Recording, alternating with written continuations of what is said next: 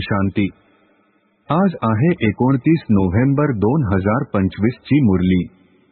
महावाक्य आहे, गोड मुलांनो, तुम्ही खरे खरे राजऋषी आहात। तुमचे कर्तव्य आहे तपस्या करणे। तपस्येनेच पूजन लायक बनाल। प्रश्न आहे, असा कोणता पुरुषार्थ आहे जो कायमसाठी पूजनीय बनवितो? उत्तर आहे, आत्म्याची ज्योत जागृत करण्याचा किंवा तमोप्रधान आत्म्याला सतोप्रधान बनविण्याचा पुरुषार्थ करा, तर कायमसाठी पूजनीय बनाल। जे आता चुका करतात ते खूप रडतात। जर पुरुषार्थ करून पास झाला नाही, धर्मराजाकडून सजा खाल्ली, तर सजा खाणारे पूजले जाणार नाही। सजा खाणारा मान वर करू शकणार नाही। धारणेसाठी मुख्य सारांश आहे, 1.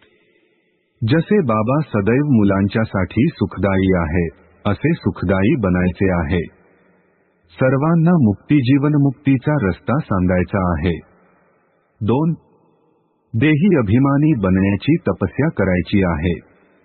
या जुन्या छीछी दुनियेपासून बेहदचे वैरागी बनायचे आहे।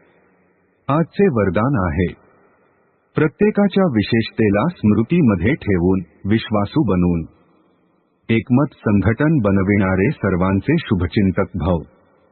स्पष्टीकरण आहे, विश्व नाटकानुसार प्रत्येकाला कोणती ना कोणती विशेषता अवश्य प्राप्त आहे। त्या विशेषतेला कार्यामध्ये लावा, तसेच इतरांच्याही विशेषतेलाच पहा।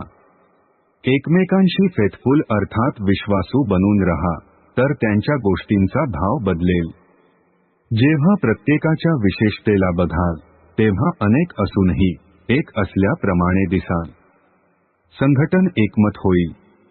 कोणी कोणाविषयी निंदात्मक गोष्ट ऐकवली, तर त्याला प्रोत्साहन देण्याऐवजी ऐकविणायाचे रूप परिवर्तन करून टाका, तेव्हा म्हणणार शुभचिंतक। स्लोगन आहे, श्रेष्ठ संकल्पांचा खजिना हाच श्रेष्ठ प्रारब्ध अथवा ब्राह्मण जीवनाचा आधार आहे। ओम शांती।